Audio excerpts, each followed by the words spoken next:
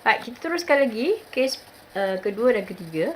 Jadi kita nak tengok nyatakan hubungan di antara daya impuls dengan masa tindak balas. Okey, ataupun dalam KD perubahan momentum malar. Okey. Jadi kita ada formula ni, F sama mv tolak mg over t. Kalau masa panjang, daya impuls akan menjadi hubungan dia berkadar sonsang lah. Maksudnya kalau masa panjang, daya impuls kecil. Kalau masa tindak balas pendek, daya impuls akan jadi besar. Okey, aktiviti ni kita buat dengan menggunakan tangan kita saja. Okey, yang pertama, kita ambil tangan letak atas meja. Jadi, pukul meja perlahan dengan tangan anda. Pukul perlahan lah. Adakah daya impuls pada tangan anda besar atau kecil? Bila tangan hentam meja, daya impuls akan bertindak, tapi nilai dia kecil. Jadi, kita tak rasa sakit pun. Pukul meja dengan kuat. Kuat lagi. Huraikan apa yang berlaku pada tangan. Jadi, rasa sakit lah sebab daya impuls besar. Okey, pukul meja dengan cepat. Maksudnya kita pukul betul stop. Masukkan huraikan. Jadi rasa sakit, kita rasa lebih sakit lagi lah. Kerana masa sentuhan tangan dengan meja pendek, maka akan menghasilkan daya impuls yang besar ke atas tangan. Dan kita rasa lebih sakit lah daripada kita pukul kuat tadi.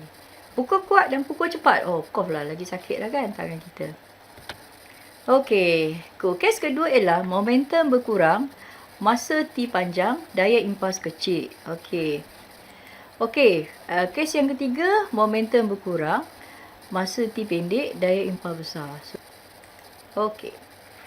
Right. Ini adalah contoh kes. Pecah kan? Okey. Jadi permukaan geras, tolong ambil masa yang singkat untuk berhenti. Masa T pendek. Okey, masuk dalam air, penyelidikan telur. Okey, telur tak pecah. Nampak tak? Telur tak pecah. Kerana apa? Telur jatuhkan dalam air, telur mengambil masa yang lama untuk berhenti. Masa T panjang, daya impuls kecil, telur tidak pecah. Okey, Okey, aktiviti seterusnya ialah untuk menerangkan aplikasi. Kita pergi lebih detail lah. Daya impuls dikurangkan. Dengan cara apa? Memanjangkan masa tindak balas. Contohnya ialah peserta lompat tinggi mendarat di atas tilam yang tebal. Sekali lagi, masa impuls masa mendarat panjang. Maksudnya bila dia landing, dia akan mengambil masa yang lama sebelum dia berhenti. So, kita sebut masa impak dia panjang, daya impuls berkurang. Okay, tak sakit lah. Okay, begitu juga lah penjaga gol memakai gelas semasa menangkap bola. So, masa impak semasa menangkap bola lama, daya impuls berkurang. Begitu juga lah peserta lompat jauh bengkok kaki ketika mendarat. Masa impak semasa mendarat panjang, daya impuls akan berkurang. Okey, daya impuls dikurangkan juga. Ini lagi situasi pemain softball perlu menangkap bola ikut arah gerakan. Macam tadi lah kita sebut tadi. Tujuannya sama jugalah. Masa impak semasa menangkap bola lama sebab kita ikut arah bola tu pergi kan. Jadi dia akan lama lah. Zoom remot kereta. Kita tengok kereta. Kenapa dia perlu remot? Jadi pelanggaran menyebabkan kereta dihentikan dan mengalami suatu perubahan momentum. Daripada tengah berjalan, tiba-tiba dia stop. So perubahan momentum berlaku. Bahagian hadapan kereta yang mudah remuk memanjangkan masa impak semasa pelanggaran. Jadi masa T tu lama. Jadi impak dah, daya impuls akan menjadi lebih kecil. Okey. So daya impuls akan dikurangkan.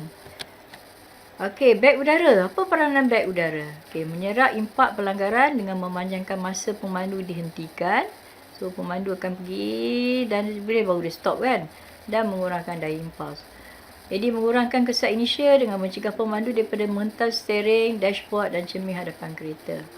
Okey, sebenarnya kita tengok item yang mudah pecah seperti telur, gelas dan alat elektrik dibungkus dalam bahan yang lembut dan boleh dimanfaatkan. Contoh macam pernah tengok kan benda ni? Pernah tengok ni plastik ada bubble-bubble ni kan? Okey, semuanya dengan tujuan untuk menyerap hentakan supaya masa tindak balas lebih lama dan daya impuls yang bertindak pada objek lebih kecil. Okey. Masa impak panjang, daya impuls kurang.